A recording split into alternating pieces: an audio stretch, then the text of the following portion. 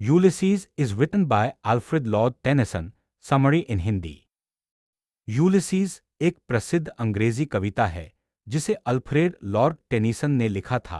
यह कविता एक नाटकीय एकालाप ड्रामाटिक मोनोलॉग है जिसमें यूनानी योद्धा यूलिसीज अपने मन की व्यथा और जीवन के प्रति अपने दृष्टिकोण को व्यक्त करता है।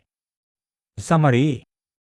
यूलिसीज, जो ट्रोजन युद्ध और कई समुद्री यात्राओं के बाद अपने राज्य इथाका लौट चुका है, अब राजगद्दी पर बैठा है, लेकिन उसे अब राजा बनकर आरामदायक जीवन जीना पसंद नहीं है।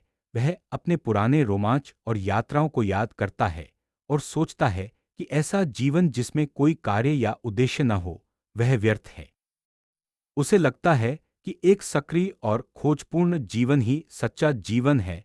वह कहता है कि वह अब भी जीवन के हर क्षण को पूरी तरह जीना चाहता है, चाहे वह बूढ़ा हो गया हो। यूलिसीज अपने पुत्र टेलेमेकस को इथाका के शासन की जिम्मेदारी सौंपने का निर्णय करता है, क्योंकि वह एक समझदार और योग्य राजा बनेगा।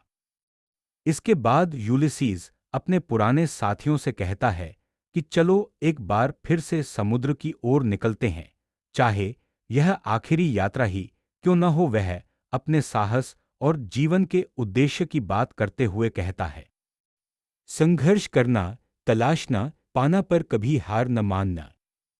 To strive, to seek, to find, and not to yield. Themes: जीवन में उद्देश्य की तलाश, वृद्धावस्था में भी सक्रियता और साहस, खोज और यात्रा की भावना, विरासत और उत्तरदायित्व का हस्तांतरण, आत्मा की अरिगता और जुनून। कंक्लूजन।